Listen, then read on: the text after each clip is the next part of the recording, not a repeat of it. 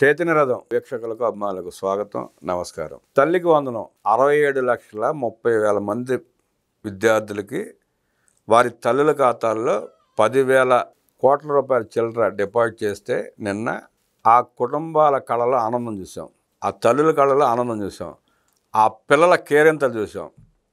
వాటిని జీర్ణించుకోలేక వైఎస్ఆర్ కాంగ్రెస్ పార్టీ నాయకులు, మాజీ మంత్రులు ఎలా ఏడుస్తున్నారో కూడా చూస్తున్నాం. ఇవాళ 67,30,000 మంది విద్యార్థుల ఖాతాలో డబ్బులు జమ చేస్తే ఇంకా వేయలేదు, ఇంకా చాలామంది ఉన్నారు అంటారు. వాళ్ళ జమానాలు జగన్మోహన్ రెడ్డి పాలనలో వాళ్ళు ఇచ్చింది 42 లక్షల మంది విద్యార్థులకు మాత్రమే.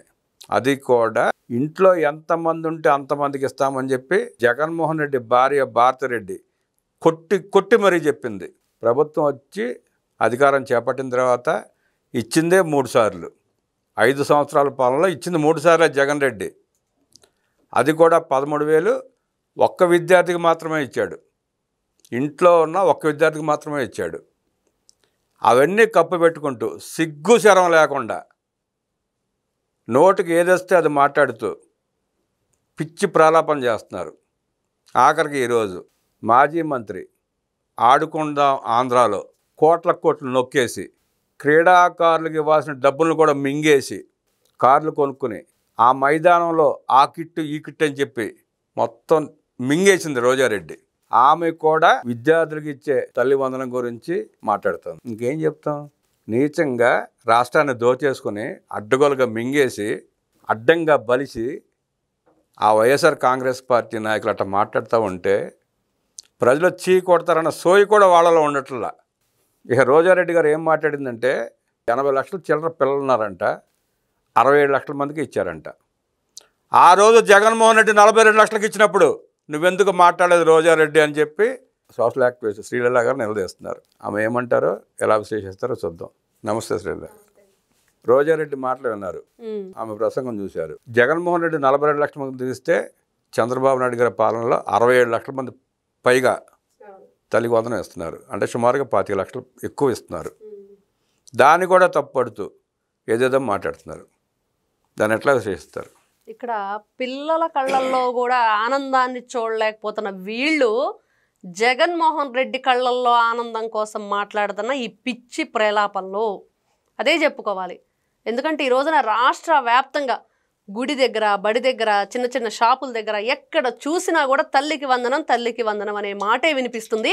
అసలు ఏం జరిగింది ఈరోజు రాష్ట్రంలో అంటే ప్రతి ఒక్కరూ కూడా ఇంట్లో ఎంత సంబరంగా పిల్లల్ని దగ్గరకు తీసుకొని మీ పేరుని ఇదిగో ఈ డబ్బు వచ్చింది, మీకోసం ఇదిగో ఈ బ్యాగులు కొంటున్నాం, ఈ బుక్స్ కొంటున్నాం, ఇలాగ అన్నీ వాళ్ళకి కావాల్సినవి కూడా లంచ్ బాక్స్ కొంటున్నాం అని చెప్పేసి ఆనందంగా వాళ్ళు రోజువారీ కూలి చేసుకునే వాళ్ళు కానివ్వండి, కొంచెం ఇబ్బంది గురయ్యే వాళ్ళు, మధ్యతరగతి ఫ్యామిలీలు కానివ్వండి, వాళ్ళందరూ కూడా ఎంతో సంతోషాన్ని వ్యక్తపరుస్తూ ఎంతో ఈ రోజున కూటమి ప్రభుత్వం పట్ల వాళ్ళు కృతజ్ఞత చూపుతూ ప్రతి ఒక్కరూ కూడా వాళ్ళ బ్యాంక్ అకౌంట్లు స్క్రీన్ షాట్లు తీసి పంపిస్తూ మరి అదేవిధంగా అంటే విద్యాశాఖ మంత్రి లోకేష్ గారు ఏ విధంగా రాష్ట్రాన్ని ముందుకు నడిపిస్తూ పిల్లల పట్ల ఆయన ఏ విధంగా వ్యవహార శైలి ఉందో ఈరోజు చూస్తూ ఉంటే చాలా గొప్పగా అంటే వీళ్ళు గతంలో చేసిన పరిపాలన అధికారాన్ని ఏ విధంగా దుర్వినియోగం చేశారు. ఈ రోజున రోజారెడ్డి గారు మాట్లాడుతుంటే నిజంగా హాస్యాస్పదం.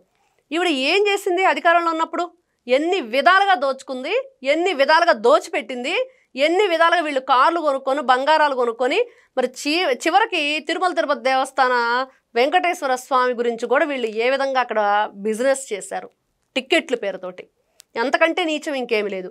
కాబట్టి ఈ రోజున వైఎస్ఆర్సీపీ పార్టీకి చెందిన వాళ్ళు ఎవరైనా, ఈ రోజా గారైనా ఎవరైనా మాట్లాడుతుంది ఏంటంటే జగన్మోహన్ రెడ్డి గారి కళ్ళల్లో ఆనందం కోసమే మాట్లాడుతున్నారు తప్పించి కేవలం బురద జల్లే ప్రయత్నమే.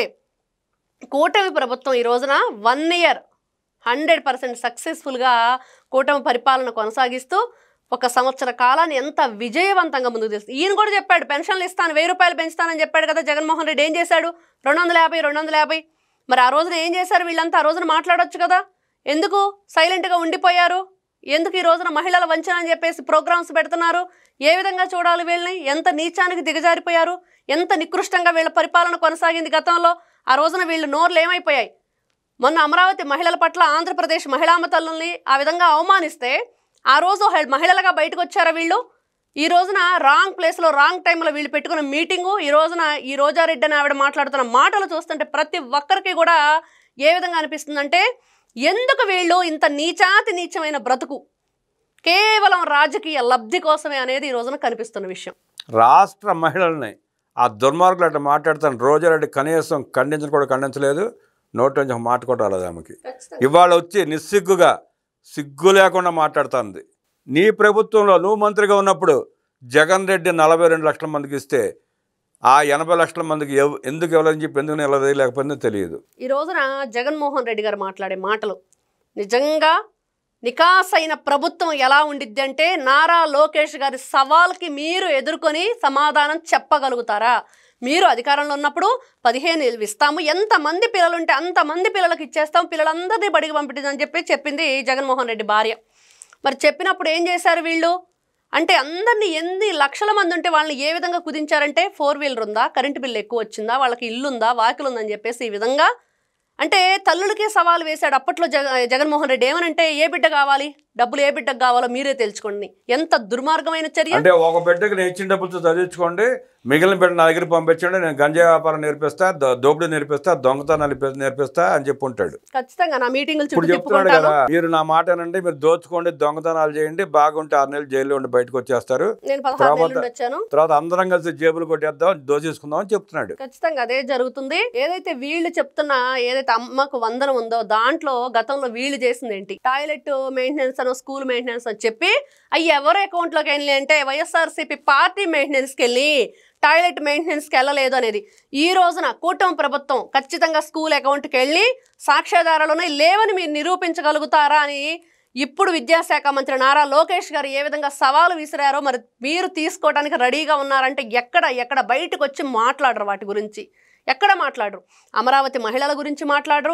మరి అక్కను వేధిస్తున్నాడని చెప్పేసి అబ్బాయిని అడిగితే అబ్బాయిని పెట్రోల్ పోసి తగలబెట్టిన మీరు ఈ రోజున ఆడవాళ్ళ గురించి, వాళ్ళ పరిపాలన ఎలా ఉందని చెప్పేసి మాట్లాడే కూటమి ప్రభుత్వం పరిపాలన గురించి మాట్లాడుతున్నారంటే మరి ముఖ్యంగా రోజారెడ్డి గారు, ఈవిడ గతంలో ఆడుదాం ఆంధ్ర పేరుతో ఎన్ని స్కాములు ఎన్ని వేల కోట్ల రూపాయలు దోచుకున్నారు. పర్యాటక శాఖ మంత్రిగా ఉండి జగన్మోహన్ రెడ్డికి మరి అదేవిధంగా మంత్రులందరికీ భూములు ఏ విధంగా ఈవిడ అంటగట్టారు, ఎన్ని రకాలుగా వీళ్ళు దోచుకొని అందరికీ దోచుకోవడానికి సహాయ సహకారాలు అందించి ఈ రోజున వచ్చేసి నీతి వాక్యాలు వల్లిస్తున్నారు.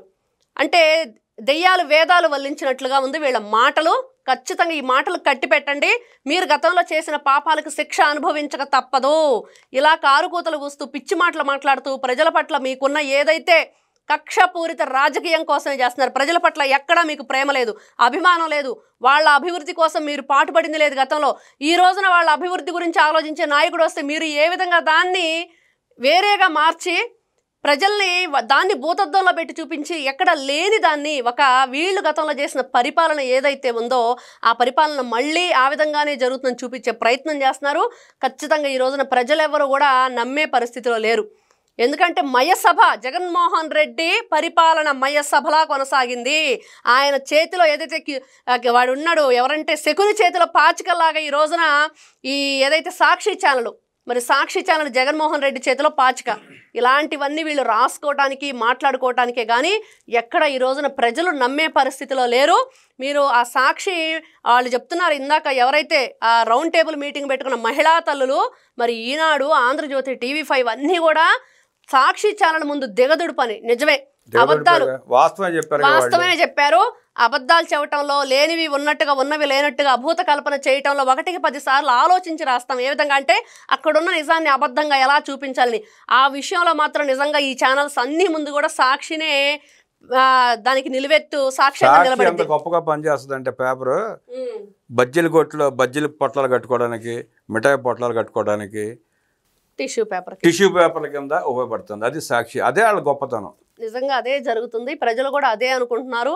ఎందుకంటే మహిళల పట్ల అనుచిత వ్యాఖ్యలు చేయటానికి వాళ్ళు ఏ విధంగా ఒక ప్లాట్ఫామ్లా పెట్టుకున్నారో అది ఎవ్వరు కూడా ఈ రోజున తీవ్రంగా ఖండిస్తూ ఎవరు కూడా దానికి ఎక్కడైనా సరే అన్యాయం జరిగిందంటే మహిళలు ముందుగా వచ్చి మాట్లాడతారు. కానీ ఈ రోజున మాట్లాడకపోవటం, అదేవిధంగా అదే ఛానల్లో మహిళలను అవమానించిన ఛానల్లోని మహిళలందరూ కలిసి ఈ విధంగా వైఎస్ఆర్సీపీ పార్టీ వాళ్ళు మీటింగ్ పెట్టి ఈ విధమైన వ్యాఖ్యలు చేయడం అనేది నిజంగా దురదృష్టకరం. అంటే మాట్లాడిపోవడానికి కారణం ఏంటంటే కారణం కూడా ఉందండి. గతంలో ఒకసారి సజ్జల రామకృష్ణారెడ్డి మాట్లాడుతూ ఓటర్లందరూ మా ఓటర్లు వేరయ్యా అన్నాడు. అట్లాగే వీళ్ళు కూడా ఆడవారు ఎందు మా ఆడవాళ్ళు వేరయ్యా అని అంటారు వాళ్ళు, అంతటి సమర్థులు వాళ్ళు. అందుకని రాష్ట్రంలో మహిళలకి అన్యాయం జరిగినా, మోసం చేసినా, నికృష్టులు మాట తూలినా వీళ్ళు ఖండించడం మాట్లాడరు. వీళ్ళు వేరు కదా, ఈ ముఠానే వేరు అసలు. నిజంగా అట్లా వేరు కాకపోతే మరి రోజారెడ్డి గతంలో మీడియా సాక్షిగా నన్ను ఏం చేస్తారంటూ కొన్ని మాటలు మాట్లాడటం, మరి అలాగే కొన్ని వెంట్రుక భాష మాట్లాడటం. సరే, ఆవిడ మాట్లాడిన మాటలు వింటే సిగ్గుతో కూడా సిగ్గు ఆత్మహత్య మరి ఈ రోజున ఆవిడే వచ్చి కూటమి ప్రభుత్వం గురించి మాట్లాడటం నిజంగా దయ్యాలు వేదాలు వల్లించినట్లే ఉంది. నిన్న నారా లోకేష్ గారు ఛాలెంజ్ చేశాడు జగన్ రెడ్డి, 24 గంటలు నిరూపించకపోతే ఏం జరుగుతుందో చూడమని చెప్పి. 24 గంటల దగ్గరలో పడుతుంది, మీరు నిరూపించలేకపోతే ప్రతి ఒక్కడి మీద కేసు వేస్తాం, కేసు వేసి మిమ్మల్ని రోడ్డు మీదకి లాగుతాం, కోర్టుకు లాగుతాం. మీ అసత్య ఆరోపణల్ని ఖండించి మీరు తప్పు ఒప్పుకొని ఆ ట్వీట్లు డిలీట్ చేస్తారో, మీ జగన్మోహన్ రెడ్డి చేత క్షమాపణ చెప్పిస్తారో తేల్చుకోండి. రోజారెడ్డి గారు, మీకు కూడా ఛాలెంజ్. వాపస్ తీసుకోకపోతే మాటలు మీ మీద కేసులు బుక్ అవుతాయి. నమస్తే.